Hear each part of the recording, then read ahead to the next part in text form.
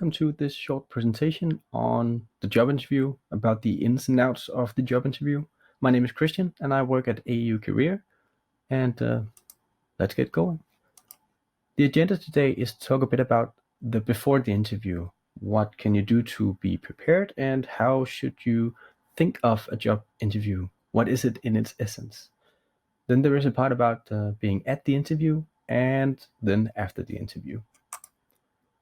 First of all, an interview has an essence of being somebody asking questions to someone else.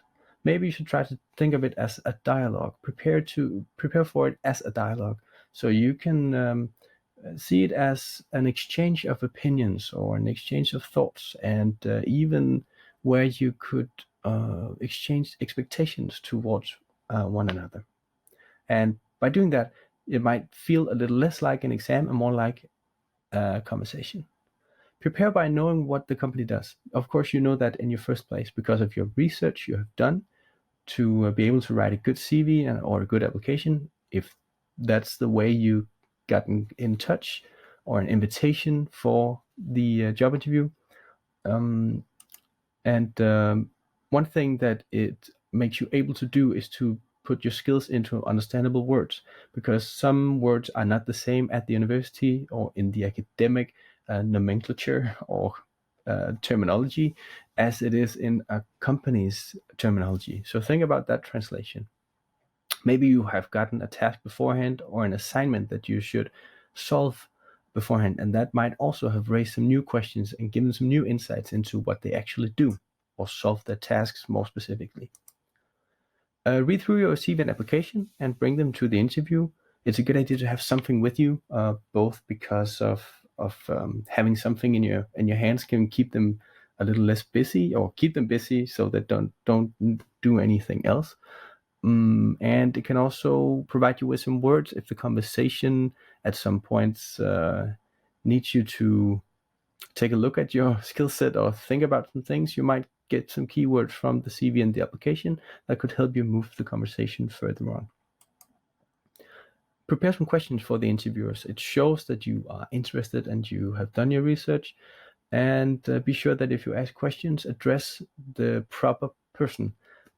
If you know who they are, it's much easier to ask the right person the right things.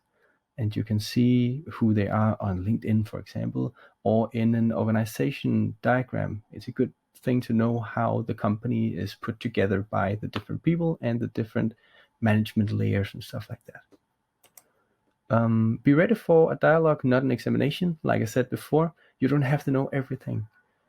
Even though it could feel like you have to exceed or excel at everything, that's not the case. It's okay to say that there are some things that you don't know. It's authentic not to know everything.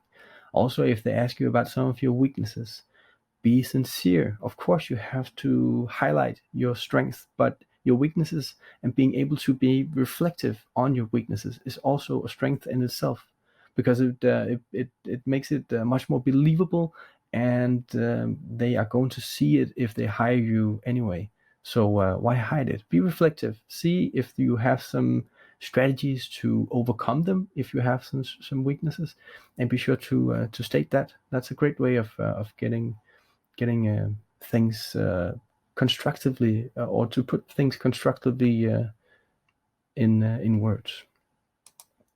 Prepare for the most common questions and the possibility for the out of left field ones too. Sometimes some weird questions are asked. So maybe you should expect the unexpected there. Don't freeze if you get some weird questions.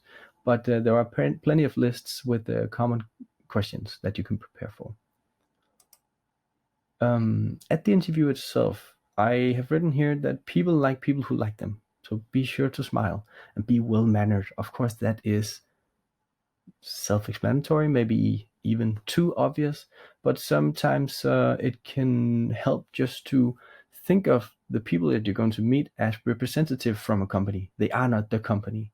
So there is a certain chemistry, there is a certain humor maybe that could be very helpful to tap into, instead of being the corporate you be sure that you are the whole you in the interview situation.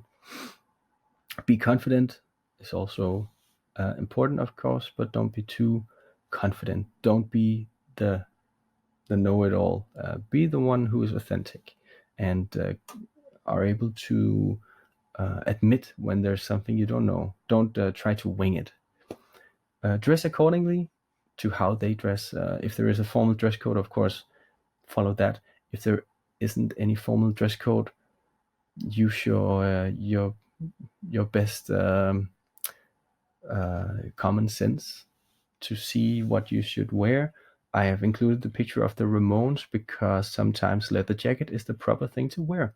And if you don't feel comfortable in a leather jacket, then there might be other things you could wear. So dress like you, but in the frame or in the setting of the company, unless there is a formal dress code. The be yourself thing can be tough. The best thing you can do is help yourself being yourself. If you know that you are going to do some small talk from the reception into the interview room with the interviewee, maybe prepare some small talk themes, some topics. If you know that you are a speed talker, set some limits for yourself. How many words can you say before you have to leave some empty space? Sometimes when people are nervous, they tend to speak very quickly. And that's not necessarily who you are yourself. But thinking about these things and setting some rules and rehearsing some rules might be able to give more space for being yourself.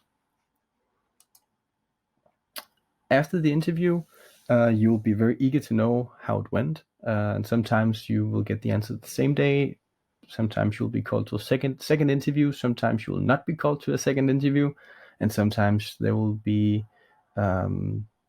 not be agreeing in the recruitment committee, and therefore they might need some days to talk about who they want to hire. The important thing is that even though you don't get the job, you can get some knowledge from it. Ask what they thought you did well or what they thought you could improve on, and thereby you can be better at your next job interview. Sometimes it takes one interview, sometimes it takes more than one interview, but it's a good idea to make the best of what you get of experience from each interview. That's always the case. Also with your application, your cover letter, or your CV, find out why they didn't choose you, because in that way you can get some feedback that might be very, very helpful. The last thing is stay in touch. If you feel like the job interview went well, stay in touch and maybe on LinkedIn and send them a personalized message. And then maybe the next time you go into LinkedIn, you can either see that they have shared something, some knowledge from the company that you were interested in. Maybe they know something within a field that you would like to work within. Maybe their network knows something you would like to know, or maybe they could even remember you the next time you apply for a job in the same company.